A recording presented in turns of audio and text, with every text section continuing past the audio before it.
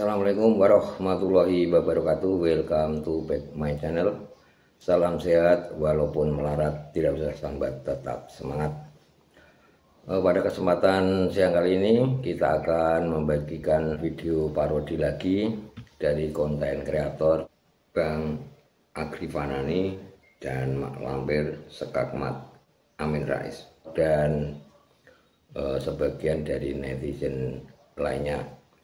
Tapi sebelumnya saya mengingatkan sekali lagi, ini hanya video hiburan semata.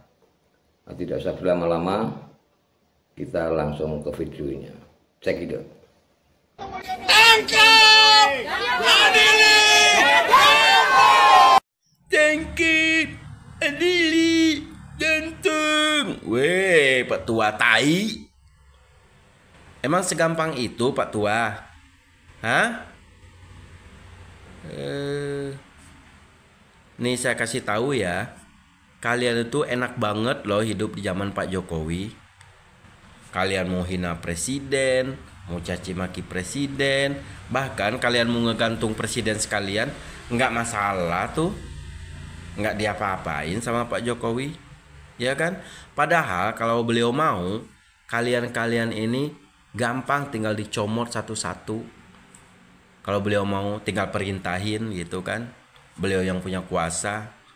Tapi buat apa ngeladanin orang-orang yang sakit hati kayak kalian ini? Buat apa? Hanya ngabisin energi, tahu nggak?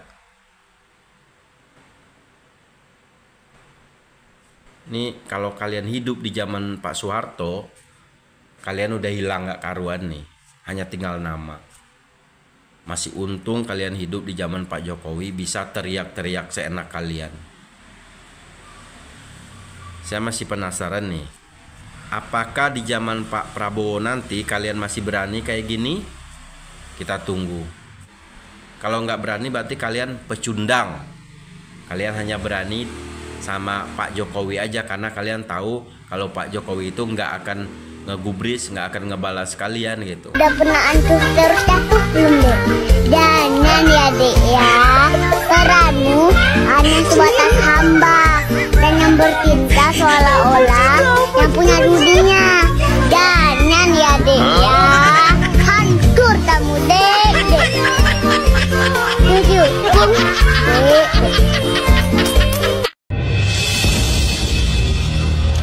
Nah sekarang saya cuma pengen tahu nih mereka ini ke depan ini setelah Prabowo jadi presiden berani nggak gitu? Berani nggak ngata-ngatain Pak Prabowo sama seperti mereka ngata-ngatain Jokowi? Kan Pak Jokowi selama ini dikatain apa aja nggak pernah respon, ya kan? Iya. Saya pernah tanya, kok nggak pernah respon Pak? Dikata-katain apa namanya sama presiden akal sesat itu kan? Dia bilang untuk apa? Nggak penting juga untuk ngerespon gitu. Jadi menurut saya, ya orang ini nggak penting bagi Pak Jokowi gitu loh. Jangan kan Jokowi kita aja nggak penting. Iya, makanya mungkin emosi kali ya, nggak pernah digubris gitu sama Pak Jokowi, makin menjadi gitu. Mungkin kepengen direspon. Mendukung sampai segitunya, seolah-olah pilihannya paling sempurna. Aku tidak habis pikir. Padahal dulu Rasulullah tak pernah mengajarkan kebencian, menghujat, menghina, apalagi mencela. Itu setahu saya. Tetapi di zaman sekarang ini, cuma hanya karena pilihan presiden dan cuma gara-gara beda pilihan, satu sama lain saling menghina. Padahal Islam tidak seperti itu. Harusnya perbedaan itu dijadikan semangat, bukan ajang mencari kekurangan satu sama lain. Siapapun presidennya, kalian akan tetap sama saja jika hidupmu selalu bermalas-malasan.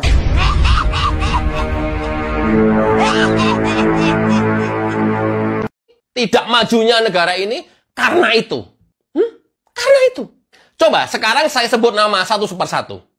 Amin Rais, Rocky Gerung, Faisal Asegaf, Din Samsudin, Refli Harun, Ferry Amsari, Zainal Arifin Muhtar, Bivitri, Profesor Kuncoro, Mahfud MD, Eki Sujana, Said Didu, Fahru Roji, AM Saifullah, Dr. Tifa, Dedi Sitorus, Masington Pasaribu, dan para penyinyir-penyinyir lain yang saya belum sebutkan satu persatu. Pertanyaan saya, Bisakah mereka-mereka ini berpikir tentang ekonomi Indonesia? Bagaimana cara menjaga inflasi, daya beli masyarakat?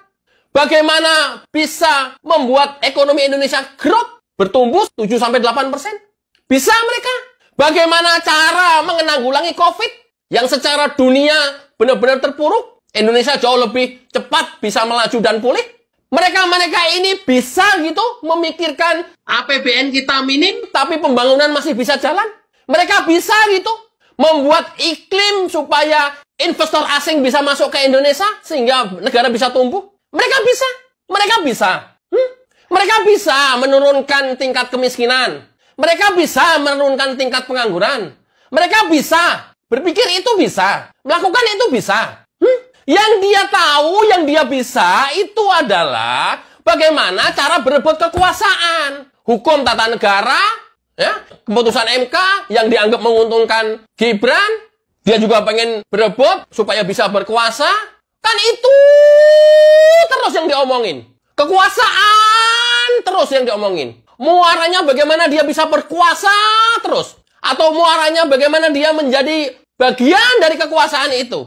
Tapi apa bisa dia merubah Indonesia ini menjadi lebih makmur, menjadi lebih bagus, lebih maju. Itu saya baru bicara ekonomi, belum infrastruktur. Bisa mereka. Dalam kondisi yang APBN-nya terbatas, tapi pertumbuhan meningkat 7-8%, pembangunan infrastruktur terjadi terus di mana-mana. Bisa gitu. Bisa. Dia hanya bisa ngomongin masalah undang-undang pilkada. Dia hanya bisa ngomongin masalah keputusan MK. Dia hanya bisa ngomong masalah dinasti. Dan itu terus yang diomongin setiap hari. Nggak ada lain. Yang diomongin apa lagi? Demokrasi. Mengacak undang-undang. Mengacak peraturan-peraturan. Itu aja yang setiap hari dia didiskusikan. Tapi nggak pernah, nggak tahu bagaimana Indonesia menjadi maju, nggak tahu bagaimana ekonomi bisa stabil, nggak tahu bagaimana Indonesia bisa bersaing dengan dunia luar, nggak usah jauh-jauh dengan Singapura dan Malaysia, nggak tahu, apalagi melakukan, tahu juga nggak tahu. Model B. Fitri, Ferry Amsari, Zainal Mukhtar Arifin bisa tahu, nggak tahu. Dia hukum tata negara. Itu terus yang itu adalah muaranya politik. Itu muaranya adalah kekuasaan. Itu muaranya jagonya mereka kalah. Masyarakat harus cerdas. Dan rata-rata mereka-mereka yang saya sebutkan itu adalah pendidikannya minimal doktor atau S3. Doktor dan profesor. Rata-rata. Lantas kita berharap apa lagi? Indonesia kepada kaum cerdik, cendekiawan, ilmuwan yang seperti tadi nama-nama saya sebutkan, kita bisa berharap apa lagi? Indonesia bisa maju. Nothing. Kita lihat diskusinya setiap hari. Bolak-balik masalah undang-undang pilkada, bolak-balik masalah putusan MK, bolak-balik masalah etik KPU, bolak-balik masalah itu muaranya karena dia kalah. Bolak-balik masalah Paman Usman, bolak-balik masalah dinasti, bolak-balik masalah Samsul. Apa ini?